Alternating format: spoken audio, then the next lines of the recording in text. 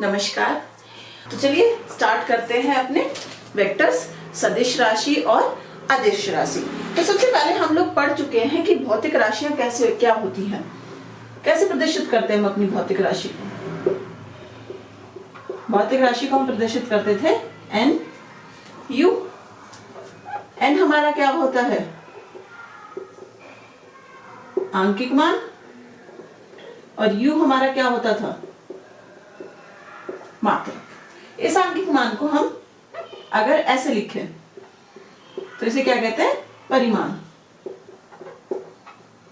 परिमाण परिमाण मीन्स अगर आप इसे दो लाइनों के बीच में कह देते हैं, इसे कहते हैं मॉड इंग्लिश में, या मैग्नीट्यूड। परिमाण को इंग्लिश में क्या कहते हैं? मैग्नीट्यूड।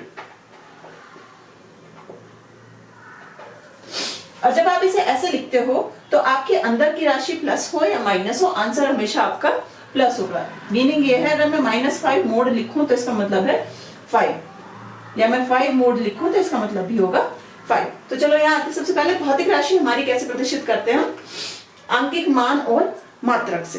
तो अब अदिश राशियां हमारी वो राशियां होती है जिन्हें प्रदर्शित करने के लिए हमें केवल परिमाण और मात्रक की आवश्यकता हो। परिमाण कह लो या आंकिक मान कह लो, कुछ भी वर्ड आप यूज कर सकते हो। तो अदिश राशियां वो राशियां होती है जिनके लिए हमें आंकिक मान और मात्रक की आवश्यकता होती है। इनको प्रदर्शित करने के लिए केवल परिमाण या आंकिक मान, जो आपका मन करे। दोनों का मेन मतलब एक ही है। आंकिक मान प्लस भी हो सकता है, नेगेटिव भी हो सकता है, पॉजिटिव भी हो सकता है। परिमाण हमेशा पॉजिटिव होगा। आंकिक मान तथा मात्रक की आवश्यकता होती है।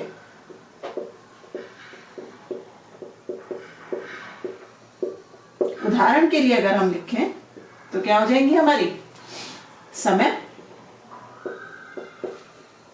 द्रव्यमान, भार और ऊर्जा। बाकी हमारा क्या हुआ? गति, दूरी, घनत्व, बहुत सारी हो सकती है इत्यादि। अब समझते हैं कैसे। अगर मान लो कि ये हमारा स्कूल में हुआ, ठीक है, और आपको वॉशरूम जाना है एक पीरियड के बीच में। वॉशरूम तो पता होगा ना सबको, शौचालय, ठीक है, वॉशरूम जाना है। तो यहां हमारा बना हुआ है वॉशरूम। तो यहां से एक लड़का अपनी क्लास से निकला वॉशरूम के लिए। लड़के का नाम ओके चलो ले लो, शौर्य, ठीक है। तो शौर्य जी निकले बाथरूम के लिए। वॉशरूम तक जाने में इन्हें लगी 10 मिनट, आने में इन्हें लगी 30 मिनट। पूछो कैसे? सारे लड़कों को पता होगा कैसे। जाएंगे सीधा वॉशरूम, घूमते हुए पूरे स्कूल का चक्कर लगा के आएंगे, यहाँ, फिर ये वापस पहुंचे 30 मिनट में, ठीक है। तो इसे बताने के लिए क्या हमें दिशा की जरूरत पड़ी? नहीं, हमें केवल मान की जरूरत पड़ी कि शौर्य जी हमारी क्लास से निकले और वहां तक पहुंचे 10 मिनट में। शौर्य जी वॉशरूम से, ये हमारा क्या है? वॉशरूम। बाथरूम पुराना हो गया, याद कर लो सब। वॉशरूम सोफिस्टिकेटेड वर्ड हो गया आजकल, ठीक है। हिंदी में हम कहते हैं शौचालय, ठीक है। तो वॉशरूम जाने में 10 मिनट लगे, आने में उसे 30 मिनट लगे। तो ये हमारी हुई अदिश राशि। इसे बताने के लिए हमें क्या चाहिए? केवल परिमाण, करेक्ट, और उसका मात्रक, या कह दो आंकिक मान और मात्रक। अब आते हैं हमारी सदिश राशियों पे। सदिश राशियों को प्रदर्शित करने के लिए परिमाण, मात्रक तथा दिशा की भी जरूरत होती है।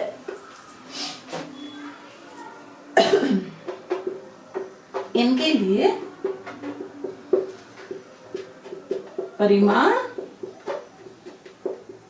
मात्रक तथा दिशा की भी आवश्यकता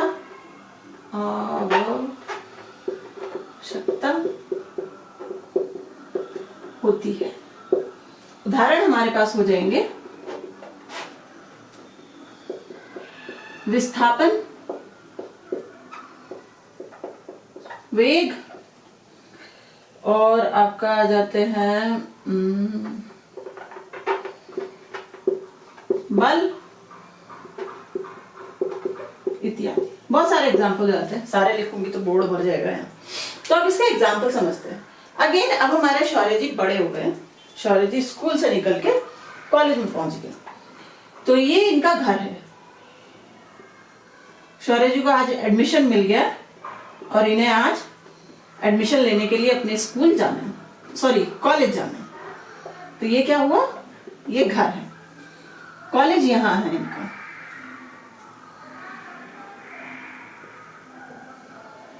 ये कॉलेज, ठीक है। शौर्य जी के पास, फैमिली थोड़ी सी स्ट्रिक्ट है, शौर्य जी के पास अभी भी फोन नहीं है बेचारे के, और उसे ये नहीं पता कि कॉलेज है कहां। और शौर्य बहुत बहुत एक्साइटेड है कि उसे एडमिशन मिल गया। शौर्य ने अपने पापा से पूछा, पापा हमारे घर से कॉलेज कहाँ है? पापा ने कहा, बेटा शौर्य कॉलेज हमारे घर से 2 किलोमीटर दूर। बस इतना सुना और शौर्य जी भाग पड़े, पूरी बात सुनी, ठीक है।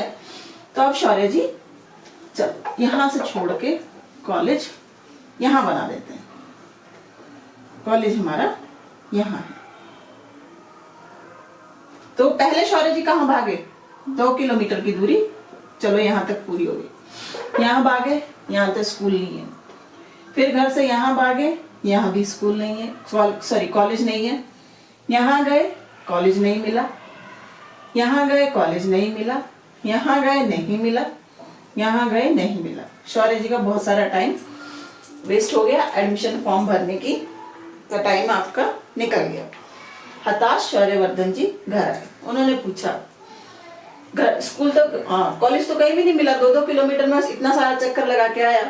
तो उनके पापा ने बोला, पूरी बात क्यों नहीं सुनी? मैंने कहा घर से तुम्हारा 2 किलोमीटर दूर है दक्षिण दिशा में। अब देखो दिशाएं कैसे हम करते हैं, पूर्व, पश्चिम, उत्तर, दक्षिण। तो उन्होंने कहा घर से दक्षिण दिशा में तुम्हारा कॉलेज 2 किलोमीटर दूर है। तो यहां जाने के बजाय शौर्य जी को कहां जाना था? यहां दक्षिण दिशा में 2 किलोमीटर दूर। तो ये क्या दिखा रहा है? कॉलेज की स्थिति, पोजीशन कहां है कॉलेज की? तो स्थिति भी हमारी क्या है? एक सदिश राशि है। तो किसी चीज की स्थिति बताने के लिए आप क्या बताओगे? आप डायरेक्शन भी बताओगे, उसकी दिशा भी बताओगे और उसका मात्रक भी बताओगे कि वो कितनी दूर है। अब जैसे अगर आप एक छोटा सा एग्जांपल ले लो कि समझो आप चौराहे पे हो, ये होता ना चौराहा। अब चौराहे पे आप कोई दुकान ढूंढ रहे हो, ठीक है। आप यहां हो और आप भी शौर्यवर्धन जी की तरह महान हो जो पूरी बात नहीं सुनता, बस किसी ने बोला, आधी बात सुनी और भाग लिए। आप यहाँ हो अपनी साइकिल पे, कुछ बच्चे तो स्कूटी भी चलाते हैं आजकल, है ना। तो चलो आप यहाँ हो अपनी स्कूटी पे, पर इलीगल है वो, पहले अपना ड्राइविंग लाइसेंस लो, एज उतने में पहुंचो। तो अब आपको पूछना है, मम्मी ने सॉरी मम्मी ने ऑल्ट्रेशन के लिए कपड़े दिए और दर्जी की दुकान पूछनी है कहाँ है।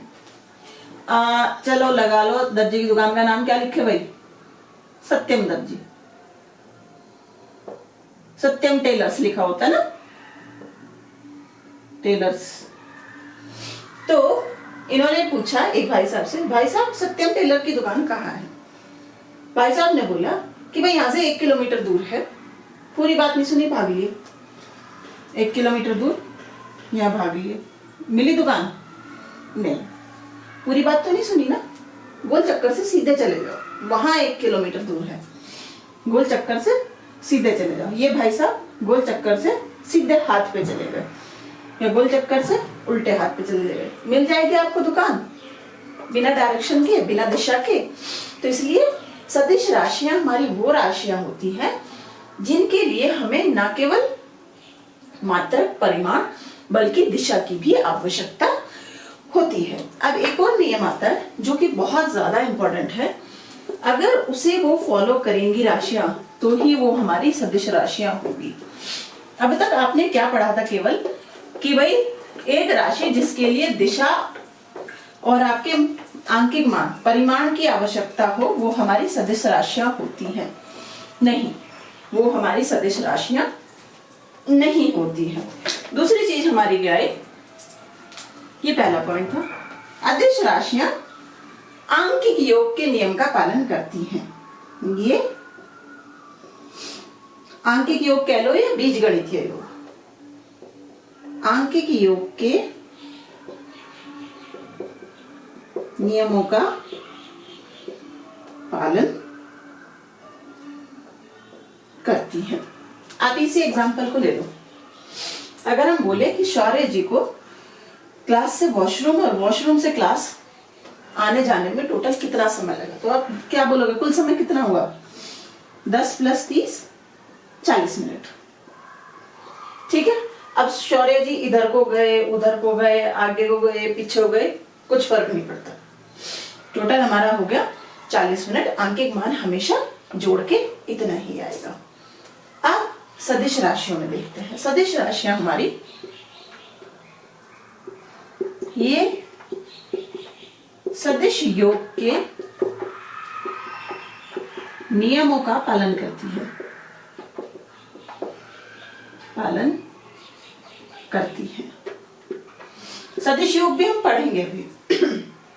अच्छा, तो चलो अब एक एग्जांपल ले लेते हैं कि दोबारा से ले लो, हमारे शौर्य जी हैं, इसमें हमेशा दिशाओं का ध्यान रखो, पूरब, पश्चिम, उत्तर, दक्षिण। ठीक है, तो हमने कहा शौर्य जी हमारे 3 मीटर पूर्व की दिशा में चले। ठीक है, फिर से वो 3 मीटर लगा लो, चलो 4 मीटर पूर्व की दिशा में चले। तो टोटल कितना चले शौर्य जी, तो हम क्या लिख देंगे, 3 + 4 7 मीटर पूर्व की दिशा में। ठीक है, अब मैं कहूं कि शौर्य जी 3 मीटर पूर्व की दिशा में चले और फिर वो अपने उल्टे हाथ को मुड़ के सीधा उत्तर की दिशा में चले गए, उत्तर की दिशा में वो 4 मीटर चले गए। ठीक है, अब कितना चला, तो इसमें अब हम ये नहीं लिखेंगे 3 + 4 7 ना, ये होगा रिजल्टेंट हमारा, ये होगा हमारा रिजल्ट, परिमाण कितना चला। तो इस दिशा में कितना चले हमारे शौर्यवर्धन जी, इसमें चले 3² + 4² का √, कितना हुआ 16 + 9, मीनिंग इस केस में वो चले 5 मीटर। ठीक है, दिशा नहीं बता रही हूँ, दिशा थोड़ी देर में बताऊंगी कैसे निकाल जाए। तो इस उसमें चले वो 5 मीटर। इस केस को देख लो, 3 मीटर पूर्व में चले और फिर 4 मीटर पश्चिम में चले। कुल कितना चला, सब में योग ही हो रहा है कि कुल कितना चला, इसमें निकालेंगे तो कुल कितने चलेगा, वो उसमें चलेगा 1 मीटर। बाद में जब सदिश योग समझाएंगे तो आपको समझ में आ जाएगा कि ये आंसर कैसे आ रहा है। यहां बस अभी ये समझ लो कि सदिश योग में जरूरी नहीं 3 + 4 7 ही हो, 3 + 4 5 भी हो जाएगा, 3 + 4 1 भी हो जाएगा। एक और ले लेते हैं कि भाई वो ऐसे पूर्व दिशा में 3 मीटर चले और फिर वो पूर्व उत्तर दिशा में, पूर्वी उत्तरी दिशा में 4 मीटर चले, तो इस अवस्था में आंसर कुछ और आ जाएगा। ठीक है, तो यहाँ पे आप चाहे कहीं भी कैसे भी चले जाओ, आंसर हमेशा सेम होगा। यहाँ पे आंसर आपका दिशा पे निर्भर करेगा कि किस दिशा में वो जा रहा है, उसके अनुसार आपका योग अलग अलग हो जाएगा। तो हमेशा ध्यान रखो कि सदिश राशियों के लिए परिमाण, मात्रक और दिशा नहीं, केवल उन्हें सदिश योग के नियमों का भी पालन करना आवश्यक है। अगर वो सदिश योग के नियमों का पालन नहीं करती हैं पर परिमाण और दिशा है तो वो हमारी सदिश राशियां नहीं होंगी। अच्छा चलो यहाँ पे एक और एग्जांपल ले लो। अगर हम ये बोल दें कि भाई हमारे पास दो बच्चे हैं, ये सीता जी और ये गीता जी है हमारे पास। सीता जी का वेट 50 केजी, गीता जी का वेट 60 केजी। इसका भार 50 किलो, इसका भार 60 किलो। तो कुल कितना भार होगा? 50 किलो प्लस 60 किलो 110 किलो। ठीक है, अब उत्तर में भी 110 ही होगा, दक्षिण में भी 110 ही होगा। इनके लिए हमें क्या आवश्यकता है? केवल परिमाण और मात्रकों की। और एक और बात हमेशा ध्यान रखो, जब आप दो राशियों को जोड़ते हो तो उनका मात्रक समान होना चाहिए। आप ऐसे नहीं जोड़ सकते 10 मिनट प्लस 50 केजी, नहीं, ऐसे नहीं जोड़ सकते। केवल उन्हीं दो राशियों को जोड़ सकते हो जिनका मान आपका समान हो। ठीक है, तो अब इसमें हम आ जाते हैं। इसमें हमने बोला कि सदिश राशियों के लिए परिमाण, दिशा और सदिश योग के नियमों का वो पालन करती हूं। अगर ऐसा नहीं करती हूं तो वो हमारी सदिश राशियां नहीं होंगी। अब आप सोचोगे कि ऐसी कौन सी राशियां होती है? एक और तीसरा प्रकार होता है राशियों का, उसे हम कहते हैं प्रदिश राशियां। प्रदिश राशियां वो होती हैं, तीसरा प्रकार हमारा हो जाता है प्रदिश राशियां। इंग्लिश में इन्हें कहते हैं टेंसर क्वांटिटीज। तो जो ये राशियां होती हैं इनमें दिशा तो होती है पर वो आंकिक योग के नियमों का पालन करती हैं।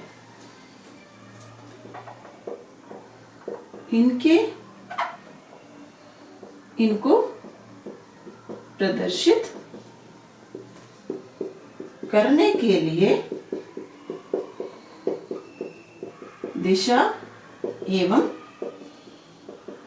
परिमाण तथा मात्रक की आवश्यकता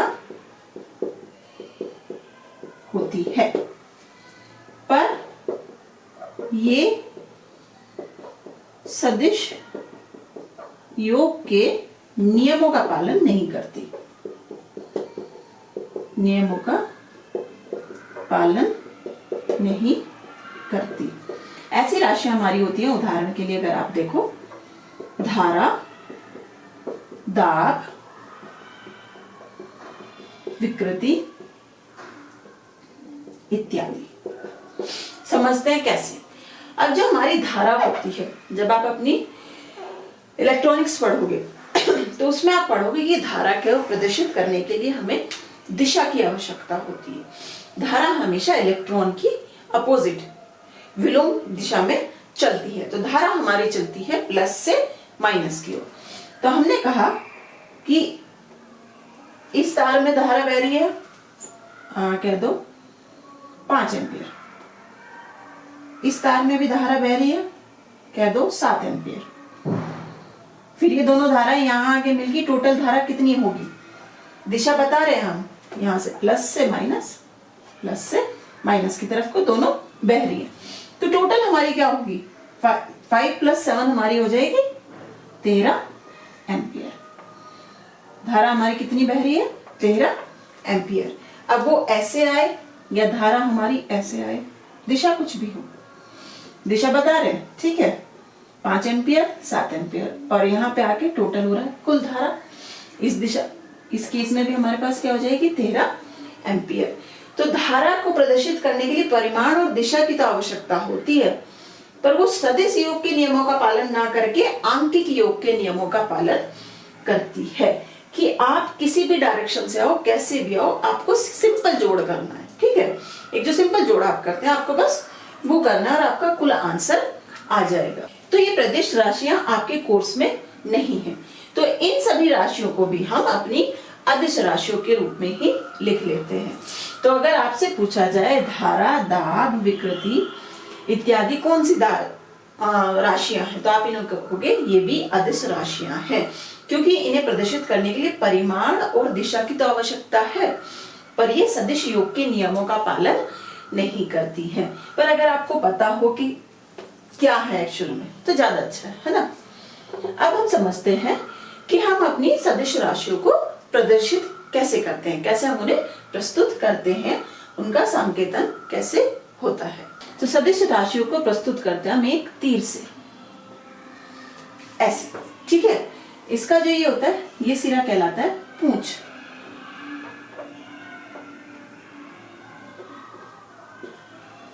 इसे कहते हैं नोक,